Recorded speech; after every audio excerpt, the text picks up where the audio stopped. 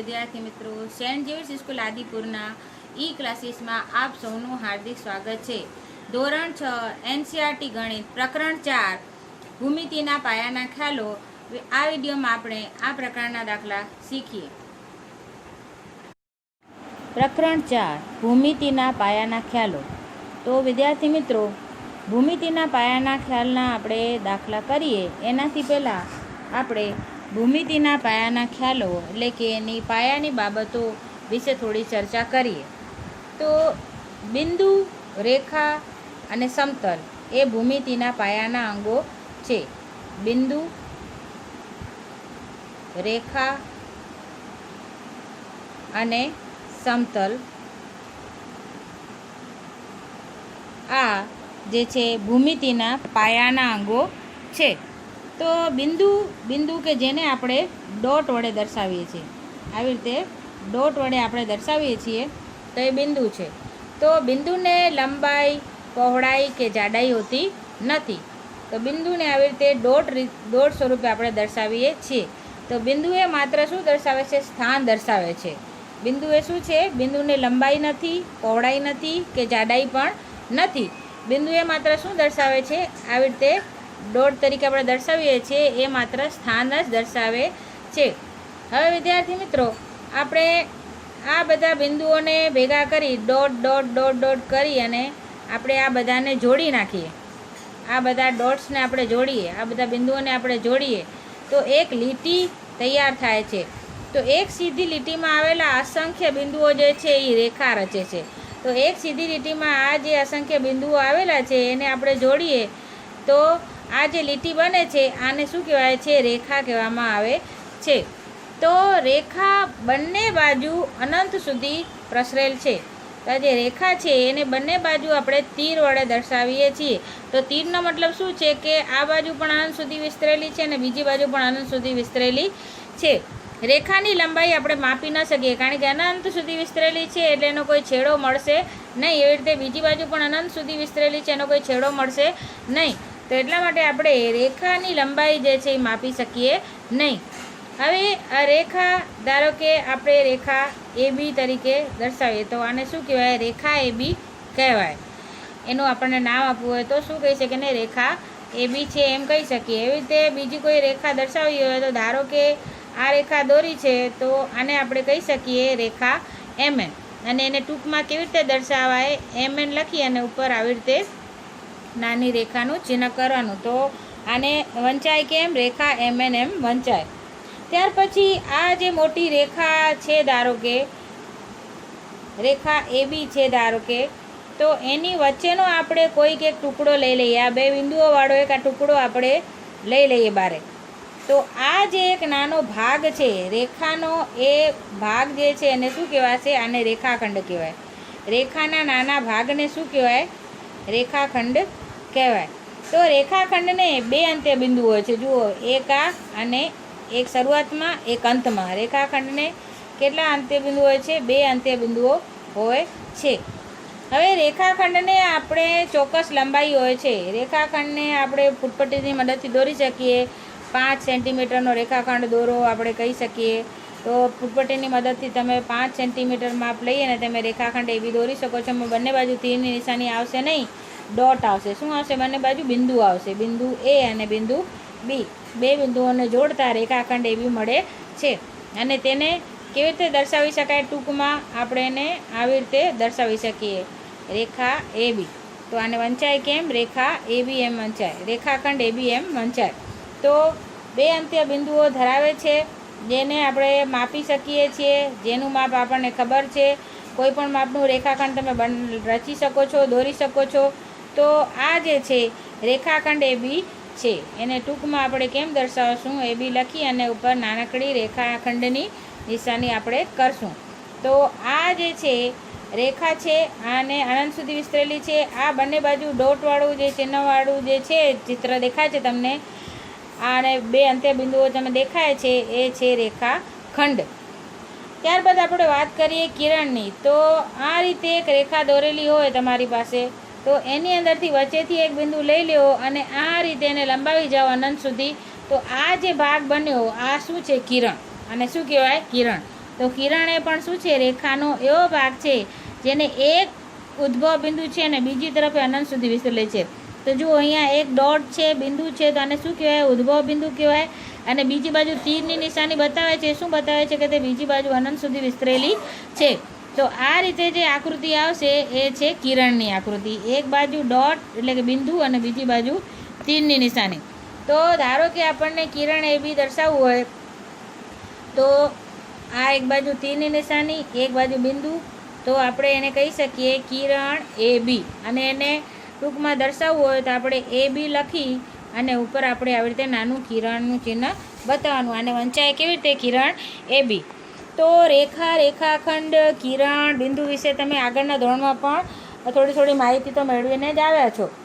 હવે એક સમતલમાં આવેલી બે રેખાઓ પરસ્પર ન છેદે. જુઓ, એક સમતલમાં આવેલી બે રેખાઓ જે છે, એક રેખા પછી આ બીજી રેખા, જો આ બે રેખાઓ એકબીજાને ક્યાંય છેદતી નથી તો આ રેખાઓને શું કહેવાય, સમાંતર રેખાઓ કહેવાય. કઈ રેખાઓ કહેવાય, આને સમાંતર રેખાઓ કહેવાય. બે રેખાઓ આવેલી હોય અને બંને એકબીજાને ક્યાંય પણ છેદે નહીં. તમે એને અનંત સુધી ગમે એટલી દૂર સુધી લઈ જાઓ, ક્યાંય પણ છેદે નહીં. જેમ કે રેલવેના પાટા, ટ્રેનના પાટા તમે જોયા છે ને, ક્યાંય છેદે, ક્યાંય ન છેદે.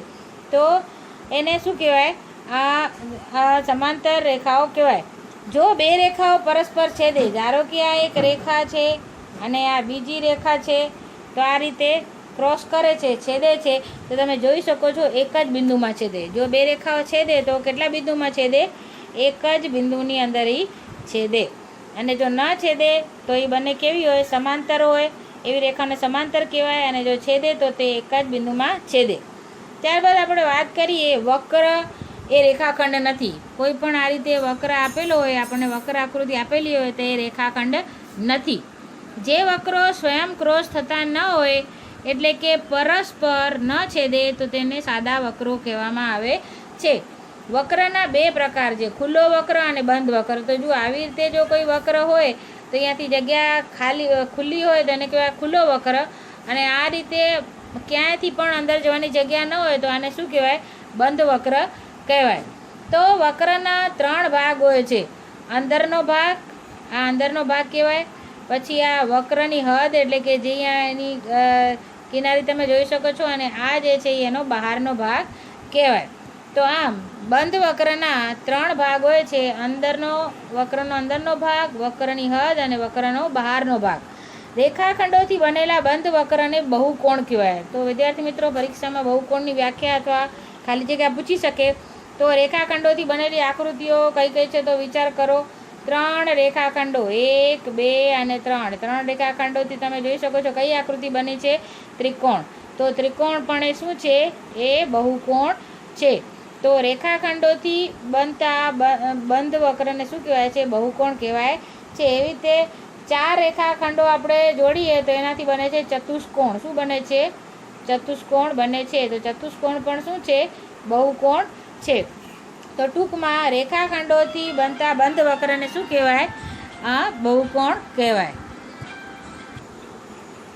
ત્રણ બાજુ ધરાવતા બહુકોણને ત્રિકોણ, ચાર બાજુ ધરાવતા બહુકોણને ચતુષ્કોણ કહેવાય. હમણાં આપણે આકૃતિ દ્વારા સમજ્યું. બાજુઓની જોડ જે બિંદુઓમાં મળે છે તેને શિરોબિંદુ કહેવાય. બાજુઓની જોડ, જુઓ આ ત્રિકોણ છે, જે બહુકોણ છે. તો જુઓ આ રેખાખંડ છે, એની બાજુઓની જોડ ક્યાં મળી, આ બિંદુમાં મળી, તો આ થયો શિરોબિંદુ. પછી આની બાજુઓની જોડ ક્યાં મળી, અહીંયા મળી, તો આ થયો શિરોબિંદુ. એ રીતે આ બે રેખાખંડોની બાજુઓની જોડ ક્યાં મળી, આ બિંદુમાં, તો આને કહેવાય શિરોબિંદુ કહેવાય.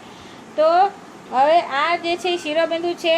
ત્રિકોણ સિવાયના બહુકોણોમાં સામસામેના શિરોબિંદુઓને જોડતો રેખાખંડ બહુકોણનો વિકર્ણ કહેવાય, ફક્ત એક ત્રિકોણમાં નહીં. હવે ધારો કે આપણે ચતુષ્કોણ દોરીએ આ રીતે, તો આની અંદર પહેલો શિરોબિંદુ, બીજો શિરોબિંદુ, પછી આ છે ત્રીજો શિરોબિંદુ. આ રીતે ચાર શિરોબિંદુ તમે જોઈ શકો છો. એમાં આ અને આ સામસામેના શિરોબિંદુ કહેવાય. પછી આવી રીતે આ બંને સામસામેના શિરોબિંદુ કહેવાય. તો સામસામેના શિરોબિંદુમાંથી જે રેખાખંડ નીકળે છે, જોડે છે, એને કહેવાય વિકર્ણ. શું કહેવાય, એને વિકર્ણ કહેવાય. એવી જ રીતે આ સામસામેના બિંદુઓને જોડતો જે રેખાખંડ છે એને પણ શું કહેવાય, વિકર્ણ કહેવાય. તો આમ ચતુષ્કોણની અંદર કેટલા વિકર્ણો દેખાય છે, 1 અને 2 વિકર્ણો તમને દેખાય છે. તો આમ ચતુષ્કોણમાં 2 વિકર્ણ હોય છે, જ્યારે ત્રિકોણમાં આ બાબત જે છે નથી. એમાં આ બહુકોણ જે છે એની સામસામેના જે શિરોબિંદુ છે એને આપણે હવે જોડી શકતા નથી, એટલે એમાં વિકર્ણ હોતા નથી. એટલા માટે જ કીધું છે કે ત્રિકોણ સિવાયના બહુકોણોમાં તો વિકર્ણ હોય છે. ત્યાર પછી સામાન્ય ઉદ્ભવ બિંદુમાંથી નીકળતા 2 કિરણો ખૂણો રચે છે, તો એ ખૂણાનું શિરોબિંદુ છે. હવે સામાન્ય ઉદ્ભવ બિંદુમાંથી હવે ધારો કે આ એક કિરણ લઈ લઈએ, પછી આ બીજો કિરણ છે, તો અહીંયા તમે જોઈ શકો છો ખૂણાની રચના બની, તો 2 કિરણો ખૂણો રચે છે. તો આ રીતે આ સામાન્ય બિંદુને શું કહેવાય? એનો ખૂણાનું શિરોબિંદુ કહેવાય. આ જે સામાન્ય તમને બિંદુ દેખાય છે આ બંને કિરણોમાંથી, તો આને શું કહેવાય? એનો શિરોબિંદુ કહેવાય. ખૂણો રચતા 2 કિરણના ભુજ અથવા બાજુઓ કહેવાય. તો આ પહેલું કિરણ, આ ખૂણાનું પહેલું ભુજ છે, આ બીજું કિરણ એ ખૂણાનું બીજું ભુજ છે અથવા તો બાજુઓ કહેવાય. તો આ 2 કિરણોને શું કહેવાય? ખૂણાના ભુજ કહેવાય. એવી રીતે ત્રિકોણ ABCમાં ધારો કે આનું નામ આપી દઈએ ABC, તો A, B અને C એ ખૂણા પરના બિંદુઓ છે. A, B અને C કોણ છે? આ આપેલો જે ખૂણો છે એના પરના બિંદુઓ છે. તો ABC ને B અથવા CAB પણ કહેવાય. જુઓ આ ખૂણો ABC, ABC આને કેમ દર્શાવાય? ખૂણો ABC. આને ખૂણો B પણ કહેવાય ટૂંકમાં. શા માટે? ખૂણો અહીંયા B પાસે રચાય છે, તો એટલા માટે એને ખૂણો B પણ કહેવાય, અથવા તો ખૂણો CBA પણ કહેવાય. આમ તમે ઊંધું નામ પણ આપી શકો. ABC પણ કહેવાય, આ પહેલું ભુજ, આ બીજું ભુજ, ABC. આને ખૂણો B પણ કહેવાય, ફક્ત તમે આને ખૂણો B પણ નામ આપી શકો. ખૂણો સીધી રીતે તમે લો તો ABC, અથવા આને આવી રીતે પણ નામ આપી શકાય, ખૂણો CBA. તો આમ તમે ખૂણો B, ખૂણો ABC અને ખૂણો CBA પણ એને કહી શકાય. ત્રિકોણ એ 3 બાજુઓવાળો બહુકોણ છે. જુઓ ત્રિકોણ, પહેલી બાજુ, બીજી બાજુ, ત્રીજી બાજુ. તો કેટલી બાજુ થઈ? 1, 2 અને 3. 3 બાજુઓવાળો શું છે? બહુકોણ છે. હમણાં જ આપણે વાત કરી બહુકોણ એટલે શું, તો ફક્ત રેખાખંડથી બનેલો જે સાદો બંધ વક્ર છે એને શું કહેવાય? બહુકોણ કહેવાય. તો અહીંયા 3 બાજુઓ, 3 ખૂણા છે. ત્રિકોણની અંદર કેટલી બાજુઓ તમે જોઈ શકો છો? 3 બાજુઓ. તો પહેલી બાજુ, બીજી બાજુ, ત્રીજી બાજુ. પહેલો ખૂણો, બીજો ખૂણો, ત્રીજો ખૂણો. તો આમ અંગ કેટલા થયા? કુલ 6 અંગ થયા. 3 બાજુ અને 3 ખૂણા. 3 ને 3 કેટલા થયા? 6 અંગ આના ત્રિકોણના થયા. તો પરીક્ષામાં પૂછે ત્રિકોણને કુલ કેટલા અંગ છે, તો તમારે કેટલા લખવાના? 6. 3 ખૂણા અને 3 બાજુ. બિંદુ A, B અને C એ ત્રિકોણ ABC પર આવેલા બિંદુઓ છે. તો આ રીતે ત્રિકોણ ABC જો આપણે દોરીએ તો A, B અને C, તો એ શું છે? ત્રિકોણ ABC પર આવેલા બિંદુઓ છે. ટૂંકમાં આપણને ત્રિકોણને દર્શાવવું હોય તો આ રીતે બતાવવાનું. ત્રિકોણ ABC પર આવેલા બિંદુઓ કયા છે? A, B અને C છે. ત્યાર પછી આપણે જોઈએ 4 બાજુઓ ધરાવતા બહુકોણ. તો 4 બાજુઓ જે ધરાવે છે એ બહુકોણને શું કહેવાય? ચતુષ્કોણ કહેવાય. 1, 2, 3 અને 4. 4 બાજુઓ ધરાવવાથી જે બહુકોણ બન્યો, રેખાખંડથી બનતા બંધ વક્રને શું કહેવાય? બહુકોણ કહેવાય. હમણાં આપણે વાત કરી. તો 4 બાજુઓથી જે બહુકોણ બને છે ને ચતુષ્કોણ કહેવાય. ચતુષ્કોણને 4 શિરોબિંદુઓ છે. 1, 2, 3, 4. 4 બાજુઓ છે. 1, 2, 3, 4. 4 ખૂણા છે. 1, 2, 3 અને 4. તો આમ ચતુષ્કોણના કુલ કેટલો અંગો થયા? કુલ 10 અંગો આપણને એના જોવા મળે છે. તો ત્રિકોણના કેટલા અંગો હતા? 6. અને ચતુષ્કોણના કેટલા અંગો છે? 10. તો ABCD બિંદુઓ ABCDની ઉપર આવેલા બિંદુઓ છે. તો જુઓ તમે જોઈ શકો છો બિંદુ A, B, C, D. આ બધા બિંદુઓ કોના પર આવેલા છે? ચતુષ્કોણ એબીસીડી પર આવેલા છે. તો ચતુષ્કોણ એબીસીડીને ટૂંકમાં દર્શાવવો હોય તો આવી રીતે દર્શાવવાનું, ચતુષ્કોણ ABCD. આ રીતે આપણે એને ટૂંકમાં દર્શાવી શકીએ. હવે એબીસીડીમાં AC સામસામેના ખૂણાને જોડતો રેખાખંડ વિકર્ણ કહેવાય. તો AC વિકર્ણ છે, એવી રીતે BD પણ શું છે? વિકર્ણ છે. તો આમ ચતુષ્કોણ એબીસીડીની અંદર બે વિકર્ણ છે, AC અને BD બે વિકર્ણ છે. તો આમ એક જ સમતલમાં કોઈ નિશ્ચિત બિંદુથી ચોક્કસ અંતરે આવેલા બિંદુઓ વર્તુળ રચે છે. હવે આપણે વર્તુળની વાત કરીએ તો આપણે આગળ બિંદુની વાત કરી, પછી આપણે રેખાની વાત કરી, આપણે રેખાખંડની વાત કરી, આપણે કિરણની વાત કરી, આપણે ખૂણાની વાત કરી, ત્યાર પછી આપણે ત્રિકોણની વાત કરી, આપણે ચતુષ્કોણની વાત કરી. તો તમે દરેકના ચિહ્ન જોયા, દરેકમાં કેટલી બાજુઓ છે, ખૂણા છે એ જોયા, બિંદુ શું છે, રેખાની વિશેષતા શું છે, રેખાખંડની વિશેષતા શું છે, કિરણ શું દર્શાવે છે, એ બધાની જાણકારી આપણે મેળવી. હવે આપણે વર્તુળની વાત કરીએ તો એક જ સમતલમાં કોઈ નિશ્ચિત બિંદુથી ચોક્કસ અંતરે આવેલા બિંદુઓ વર્તુળ રચે છે. એક જ સમતલ એક જ હશે તો આ રીતે ચોક્કસ અંતરે આવેલા જે બિંદુઓ જે છે આ રીતે વર્તુળ રચે છે. આ નિશ્ચિત બિંદુ એ વર્તુળનું કેન્દ્ર છે. તો જુઓ, આ નિશ્ચિત બિંદુ વચ્ચે બિંદુ લઈ અને આપણે ચોક્કસ અંતરે આપણે જે રચશું એ વર્તુળ હશે. તો આ જે નિશ્ચિત બિંદુ છે આને કહેવાય વર્તુળનું કેન્દ્ર. જે બરાબર વચ્ચોવચ બિંદુ આવેલો છે એને શું કહેવાય? વર્તુળનું કેન્દ્ર. ચોક્કસ અંતરને વર્તુળની ત્રિજ્યા કહેવામાં આવે છે. આ જે ચોક્કસ અંતર છે બિંદુથી લઈને વર્તુળની કિનારી સુધીનું જે અંતર છે એને કહેવાય છે ત્રિજ્યા. શું કહેવાય છે? એને ત્રિજ્યા કહેવાય છે. વર્તુળની ફરતે અંતર જે છે એને પરિઘ કહેવામાં આવે છે. આ જે વર્તુળની ફરતે આખું જે અંતર છે એને શું કહેવાય છે? એનો પરિઘ કહેવાય છે. વર્તુળની ફરતે જે આખું અંતર છે એને કહેવાય એનો પરિઘ. વર્તુળના ભાગને ચાપ કહેવાય છે. ધારો કે આટલો ટુકડો આપણે વર્તુળનો લેવો હોય, આટલો, તો આને શું કહેવાય? ચાપ કહેવાય. શું કહેવાય? એને ચાપ કહેવાય. તો વર્તુળ પરના બે બિંદુઓને જોડતો જે રેખાખંડ છે, આ વર્તુળ છે નિશ્ચિત બિંદુમાંથી દોરેલો વર્તુળ, એના બે બિંદુઓ, તો વર્તુળ પરના બે બિંદુઓને આ રીતે જોડી નાખીએ. એક બિંદુ અહીંયા લઈએ, બીજો બિંદુ અહીંયા લઈએ, તો આ જે રેખાખંડ છે આને શું કહેવાય? જીવા કહેવાય. શું કહેવાય? આને જીવા કહેવાય. વર્તુળના કેન્દ્રમાંથી પસાર થતી જીવાને વ્યાસ કહેવાય. તો આ કેન્દ્ર વર્તુળનું, એની અંદરથી જે જીવા પસાર થાય વર્તુળના કેન્દ્રમાંથી એને શું કહેવાય? એનો વ્યાસ કહેવાય. વર્તુળની ત્રિજ્યા કરતાં વર્તુળનો વ્યાસ 2 ગણી લંબાઈનું હોય છે. તો વર્તુળના કેન્દ્ર અને વર્તુળના બિંદુને જોડતો જે રેખાખંડ છે એ છે ત્રિજ્યા. જ્યારે વ્યાસ એ શું છે? ત્રિજ્યા કરતાં ડબલ છે. કેન્દ્રથી આ બાજુ પણ વર્તુળના બિંદુ પાસે આવે છે ને કેન્દ્રથી બીજી બાજુ પણ વર્તુળના બિંદુ તરફ આવે છે. તો આ રીતે આ જુઓ ડબલ થઈ જાય છે અને ત્રિજ્યા જે છે એ તમે અડધી જોઈ શકો છો. તો આમ ત્રિજ્યા કરતાં વ્યાસ એ બમણું છે, એટલે કે ત્રિજ્યા એ વ્યાસ કરતાં અડધી છે.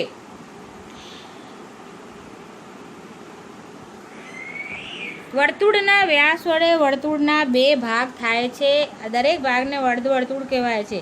તો આ રીતે આ એક વર્તુળ છે. તો વર્તુળના કેન્દ્રમાંથી પસાર થતી જીવા એ શું છે? એનો વ્યાસ છે. તો વ્યાસ જે છે એ વર્તુળના કેટલા ભાગ પાડે છે? 2 ભાગ પાડે છે. જુઓ, અડધો ભાગ ઉપર અને અડધો ભાગ નીચે. તો આ દરેક અડધા અડધા ભાગને શું કહેવાય? અર્ધવર્તુળ કહેવાય. શું કહેવાય? આને અર્ધવર્તુળ કહેવાય.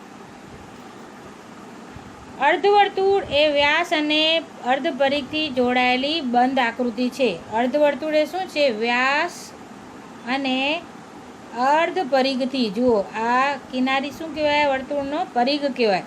અડધો વર્તુળ તો પરિઘ પણ કેટલો થઈ ગયો? અડધો પરિઘ થઈ ગયો.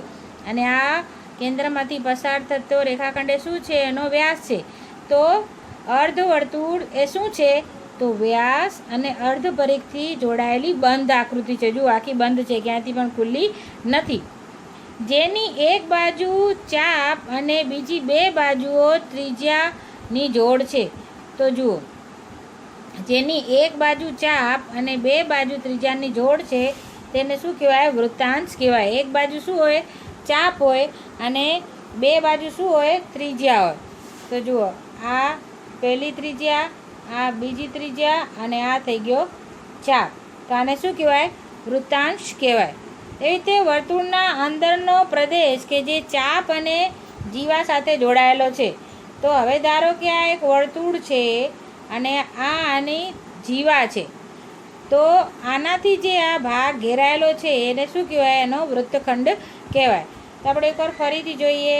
આ એક વર્તુળ છે, એમાં જેની એક ચાપ, તો કેન્દ્ર, આ થઈ ગઈ ચાપ અને આ થઈ ગઈ બે ત્રિજ્યાઓ.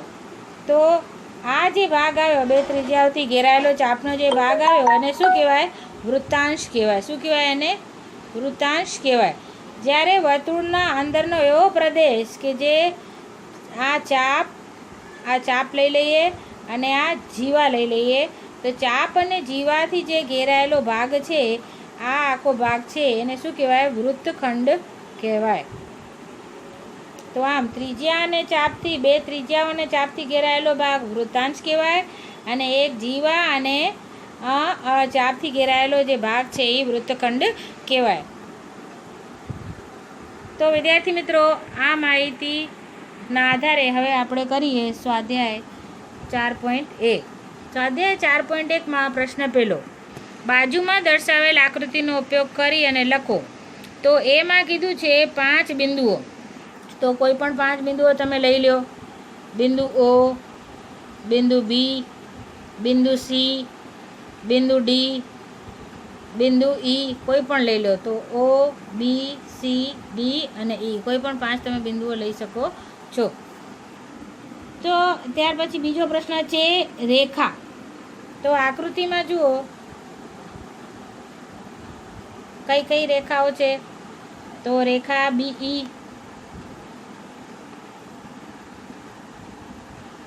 રેખા BE, રેખા DO આ પણ રેખા દર્શાવે છે. રેખા DB આ પણ દર્શાવે છે. રેખા EO આ ભાગ પણ રેખા દર્શાવે છે. તો રેખા DE, Rekha DO, Rekha DB, Rekha EO. જુઓ ઉપર રેખાનું ચિહ્ન તમારે બતાવવાનું છે, રેખાની નિશાની તમારે બતાવવાની છે. ત્યાર પછી આપણને કીધું છે 4 કિરણો દર્શાવો. તો કિરણ એટલે એક બાજુ ડોટ એટલે કે બિંદુ અને બીજી બાજુ તીરની નિશાની હોય તેવી. તો આપણે જોઈએ તો DB. જુઓ અહીંયા ડીથી શરૂ કર્યું, બી તરફ જુઓ તીરની નિશાની છે, તો DB. પછી લઈ લઈએ આપણે DE. તો તમે આ બંને બિંદુઓને કાઢી નાખો તો આને તમે અનંત સુધી લંબાવી શકો, તો થઈ ગયું કિરણ DE.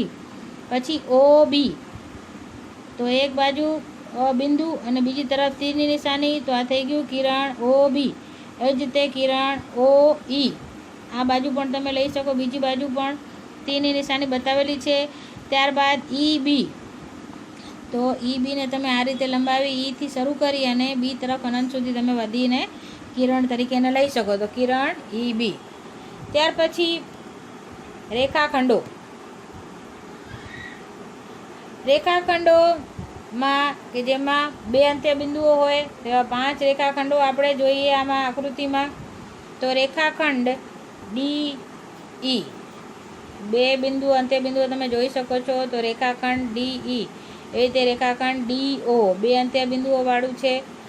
એવી જ રીતે રેખાખંડ EO. ત્યારબાદ રેખાખંડ OB. ત્યારબાદ રેખાખંડ EB. તો આ રીતે તમે અલગ અલગ રેખાખંડો જે છે એ લખી શકો છો. ત્યારબાદ પ્રશ્ન 2, આપેલા 4 મૂળાક્ષરોમાંથી દરેક વખતે માત્ર 2 મૂળાક્ષરોનો ઉપયોગ કરી આપેલ રેખાના શક્ય એટલી વાર 12 રીતે નામ લખો. તો જુઓ અહીંયા આપણને એક રેખા આપેલી છે, એના પર ABCD બિંદુઓ આપેલા છે. તો સૌથી પહેલાં આપણે એને લઈએ, બિંદુ તરીકે એને લઈએ. તો પહેલું નામ થઈ ગયું રેખા AB, પછી રેખા AC, પછી રેખા AD. કેટલા થઈ ગયા? AB, AC અને AD 3 નામ થઈ ગયા.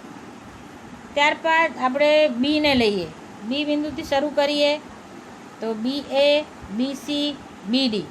રેખા BA, BC, BD બીજા 3 નામ થઈ ગયા. ત્યારબાદ આપણે C બિંદુથી શરૂ કરીએ. C CA, CB, CD રેખા. બીજા 3 નામ થઈ ગયા. ડી બિંદુથી શરૂ કરીએ. રેખા DA, રેખા DB અને રેખા DC. તો આ રીતે આપણને 4 તેરી કેટલા થઈ ગયા? 12 નામ આપણને મળે છે. હવે પ્રશ્ન નંબર 3 જોઈએ. તો આકૃતિનો ઉપયોગ કરીને લખો ડી બિંદુને સમાવતી રેખાઓ. તો તમે જુઓ અહીંયા આકૃતિની અંદર ઈ બિંદુને સમાવતી રેખાઓ કઈ કઈ છે. ઈ બિંદુ કે જેમાં હોય તો તેવી રેખાઓ ચેક કરો. આકૃતિ જુઓ, ચોપડી છે તમારી પાસે, ચોપડીની અંદર આકૃતિ ચેક કરો. તો સૌથી પહેલાં AE રેખા AEની અંદર આપણને ઈ બિંદુ દેખાય છે.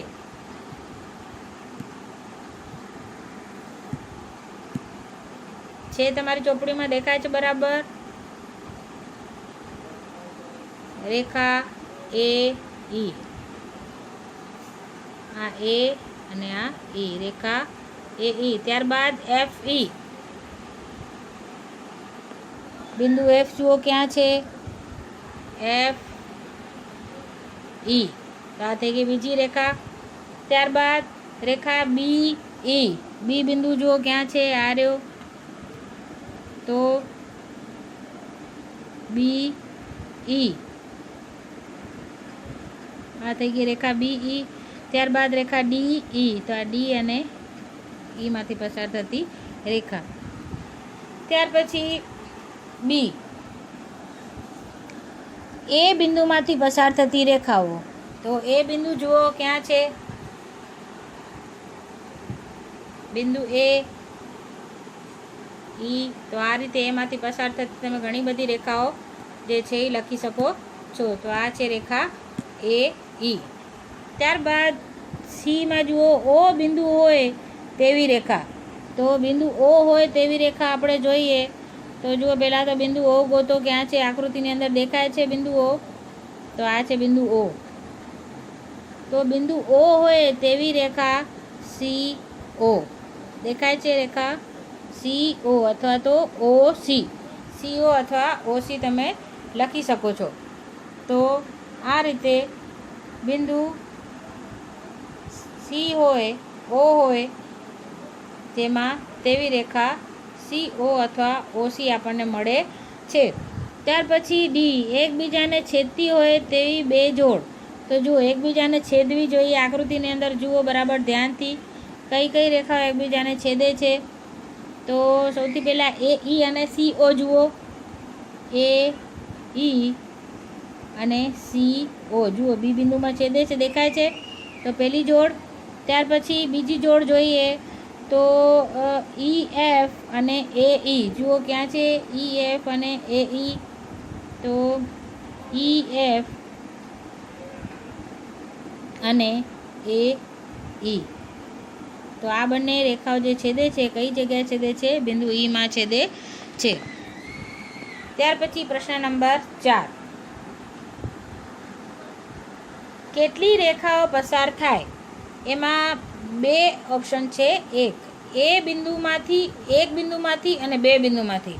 આપણે એક બિંદુમાંથી કેટલી રેખા પસાર થાય એ જવાબ આપવાનો છે અને બે બિંદુમાંથી કેટલી રેખા પસાર થાય એ જવાબ આપવાનો છે. તો તમે આકૃતિમાં જુઓ, એક બિંદુ O લીધું છે, એની અંદરથી રેખા L, રેખા M, રેખા N, રેખા P, આ ઉપરાંત પર તમે બીજી રેખાઓ પણ હજી પસાર કરી શકો છો. તો જુઓ કેટલી બધી રેખાઓ પસાર થાય છે એક બિંદુમાંથી.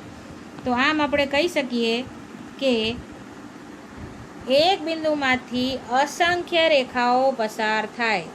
એક બિંદુમાંથી અસંખ્ય રેખાઓ પસાર થાય છે. જે તમે જુઓ આકૃતિમાં O બિંદુમાંથી અસંખ્ય રેખાઓ પસાર થાય છે, જે તમને બતાવેલું છે. પછી B છે, બે બિંદુમાંથી પસાર થતી રેખા. તો જુઓ બે બિંદુઓ આપણે દોરેલા છે P અને Q. તો જુઓ બે બિંદુમાંથી કેટલી રેખાઓ પસાર થાય છે? એક જ. તો આમ આપણે કહી શકીએ કે બે બિંદુમાંથી એક અને માત્ર એક જ રેખા પસાર થઈ શકે. જ્યારે એક બિંદુમાંથી અસંખ્ય રેખાઓ પસાર થઈ શકે, જ્યારે બે બિંદુમાંથી એક અને માત્ર એક જ રેખા પસાર થઈ શકે છે. ત્યારબાદ પ્રશ્ન નંબર 5. નીચેની પરિસ્થિતિને અનુરૂપ આકૃતિ દોરો. તો અહીંયા આપણને અમુક પરિસ્થિતિ આપેલી છે, એના પ્રમાણે આપણે આકૃતિ દોરવાની છે. તો સૌથી પહેલાં છે બિંદુ પી એ બી પર છે એવી આકૃતિ આપણને દોરવાની છે. તો બિંદુ પી એ રેખાખંડ એ બી પર છે. તો સૌથી પહેલાં આપણે દોરશું રેખાખંડ એ બી. તો આ થઈ ગયો તમારો રેખાખંડ એ બી, અને આ જે પી બિંદુ છે એ રેખાખંડ પર આવેલો દેખાય છે. તો આ છે રેખાખંડ એ બી પર આવેલા બિંદુ પીની આકૃતિ. ત્યાર પછી બીજું છે એક્સ વાય રેખા અને રેખા પી ક્યુ એમમાં છેદે. તો દોરીએ. તો સૌથી પહેલાં આપણે દોરવું છે રેખા એક્સ વાય. તો રેખામાં બંને બાજુ તીરની નિશાની બનાવવાની છે. હવે તે રેખા પી ક્યુ અને બંને ક્યાં છેદે છે? બિંદુ એમમાં છેદે છે. તો આ રીતે આની આકૃતિ આપણે દોરી શકીએ. રેખા એક્સ વાય અને રેખા પી ક્યુ એ બંને બિંદુ એમમાં છેદે છે. ત્યાર પછી સી રેખા એલ પર ઈ અને એફ બિંદુ છે પણ ડી નથી. તો રેખા એલ એવી દોરવાની છે આપણને કે જેમાં ઈ અને એફ બિંદુ છે પણ ડી નથી. તો ચાલો દોરીએ. તો સૌથી પહેલાં રેખા ઈ એફ દોરો, રેખા એલ દોરો.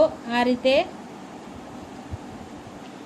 કોઈ પણ માપ આપણે રેખા આનંદ સુધી વિસ્તરેલી હોય છે. તો આ થઈ ગઈ રેખા એલ, અને એના પર બે બિંદુઓ લઈ લીધા ઈ અને એફ.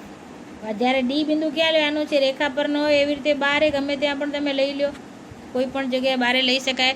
રેખા એલ પર આવવું જોઈએ નહીં. ત્યાર પછી ડી ઓપી અને ઓક્યુ રેખા બિંદુ ઓમાં મળે છે. ઓપી અને ઓક્યુ રેખા બિંદુ ઓમાં મળે છે, એટલે કે છેદે છે એવી આપણને આકૃતિ દોરવાની છે. તો સૌથી પહેલાં દોરીએ આપણે રેખા ઓપી અને ત્યારબાદ આપણે દોરીએ ઓક્યુ. તો બંને ક્યાં છેદે છે? ક્યાં મળે છે? બિંદુ ઓમાં મળે છે. તો આ રીતે આપણે આની આકૃતિ દોરી શકીએ. ત્યાર પછી પ્રશ્ન નંબર 6. નીચે એમએન રેખાની આકૃતિ દોરેલ છે. તો જુઓ અહીંયા તમારી ચોપડીમાં એમએન રેખાની આકૃતિ દોરેલ તમને દેખાય છે. આપેલી આકૃતિના આધારે આપેલા વિધાન સાચા છે કે ખોટા તે જણાવો. આકૃતિની મદદથી આપણને વિધાનો સાચા છે કે ખોટા તે આપણે જણાવવાનો છે. તો સૌથી પહેલો છે ક્યુ એમ એન અને પી એમએન પર આવેલા છે. તો આપણે જોઈએ ક્યુ એમ એન પી એ બિંદુઓ રેખા એમએન પર આવેલા છે. તો હા, સાચું છે, દેખાય છે ને બધા રેખા એમએન પર આવેલા છે. આ છે રેખા એમએન, તેની પર આ બધા બિંદુઓ આવેલા છે. તો માટે એ શું થશે? સાચું. પછી નંબર 2 એમ એન ઓ એ એમએન પર આવેલા છે. તો જોઈએ એમ એન ઓ હા આવેલા છે. આ આપણી આખી રેખા શું છે? એમએન રેખા દર્શાવે છે. ત્રણેય બિંદુ એમએન પર આવેલા છે. તો માટે બીજો પણ થશે સાચું. પછી સી એમ અને એન એ એમએનના અંત્ય બિંદુઓ છે. તો જોઈએ એમએન રેખા આપણી આ છે. જુઓ એમ બિંદુ એન બિંદુ. તો શું બંનેના અંત્ય બિંદુઓ છે? તો હા, એમ પણ અંત્ય બિંદુ છે, એન પણ અંત્ય બિંદુ છે. તો માટે સી પણ આવશે સાચું. ત્યાર પછી ડી એમ ઓ અને એન એ ઓપીના અંત્ય બિંદુઓ છે. ચેક કરો ઓ અને એન. જુઓ ઓ અને એન. શું તમે જોઈ શકો છો? એમએન તો રેખા આ છે, પણ ઓએન તો ક્યાં આવે છે? અડધેથી આવે છે. તો શું એના અંત્યબિંદુ હોઈ શકે? તો ના. ડી માટે આપણે શું લખશું? તે વિધાન ખોટું છે. ત્યાર પછી ઈ એમ એ ક્યુ ઓનું એક અંત્યબિંદુ છે. તો જોઈએ એમ એ ઓ ક્યુનું એક અંત્યબિંદુ છે. તો તમે જુઓ આકૃતિની અંદર એમ તો વચ્ચે આવી જાય છે. એમ ક્યાં આવે છે? વચ્ચે આવેલું છે. તો ઓ ક્યુ પર આવેલું અંત્યબિંદુ વચ્ચે આવેલું બિંદુ છે. ઓ ક્યુ રેખાની ઉપર આવેલું બિંદુ છે. તો એમ પર આવેલો નથી. તો એટલા માટે આપણે કહી શકીએ કે એમ જે છે એ એનો અંત્યબિંદુ નથી. તો માટે આ વિધાન ઈ પણ કેવું છે? ખોટું છે. ત્યારબાદ એફ. એમ એ જીપી પરનું બિંદુ છે. તો જુઓ એમ એ ચેક કરો ક્યુપી. તો જો એની પર આવી જાય છે આખી રેખા પર. અહીંયાથી અહીંયા જો આપણે રેખા લઈએ ક્યુપી, તેના પર એમ આવી જાય છે. જુઓ ચેક કરો એફમાં. તો હા આવે છે. તો માટે એફ જે વિધાન છે એ સાચું છે. ત્યારબાદ જી. ઓપી અને ક્યુપી એ ભિન્ન છે. કિરણ ઓપી અને કિરણ ક્યુપી જુઓ. કિરણ ઓપી અને કિરણ ક્યુપી, શું આ બંને ભિન્ન છે? ચેક કરો. તો હા, આ બંને ઓપી અને ક્યુપી ઉદ્ભવ બિંદુ બિંદુ છે. જો આનો ક્યુ ઉદ્ભવ બિંદુ છે, આનો ઓ ઉદ્ભવ બિંદુ છે. તો આપણે દોરીએ તો બંને કેવા થાય? આ થાય કિરણ ક્યુપી અને આ થાય કિરણ ઓપી. બંનેનો ઉદ્ભવ બિંદુ અલગ છે, તો માટે બંને ભિન્ન છે, એટલે કે અલગ છે. તો માટે આપણે જી માટે શું કહેશું? આ વિધાન સાચું છે. ત્યારબાદ એચ. કિરણ ઓપી અને કિરણ ઓએમ સમાન છે. તો જોઈએ આપણે કિરણ ઓપી અને કિરણ ક્યુપી સમાન છે.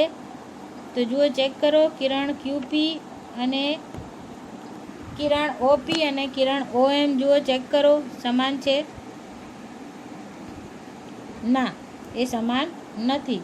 કિરણ ઓપી અને કિરણ ઓએમ સમાન નથી. તો આ વિધાન જે છે એ ખોટું છે. ત્યારબાદ આઈ. ઓએમ એ ઓપીનું વિરુદ્ધ કિરણ છે. ઓએમ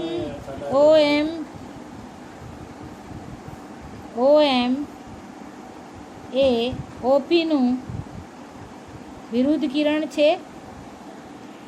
ઓએમ એ ઓપીનું વિરુદ્ધ કિરણ છે.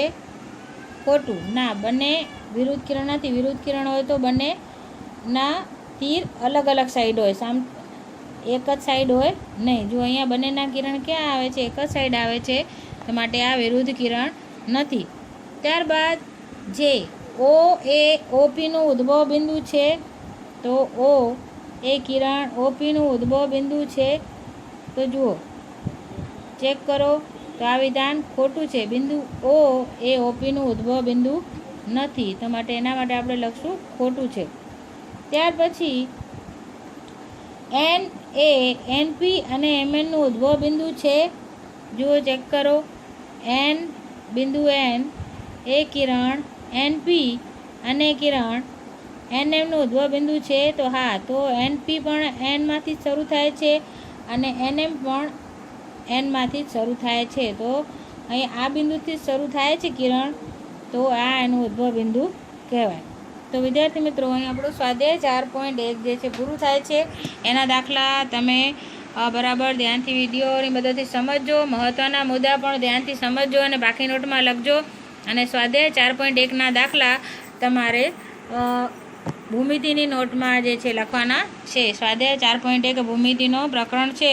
માટે સ્વાધ્યાય 4 જે છે ભૂમિતિના પાયાના ખ્યાલો તમારે 100 પાનાની કોરી નોટ લેવાની છે. એની અંદર આ સ્વાધ્યાયના દાખલા કરવાના છે. થેન્ક યુ વિદ્યાર્થી મિત્રો.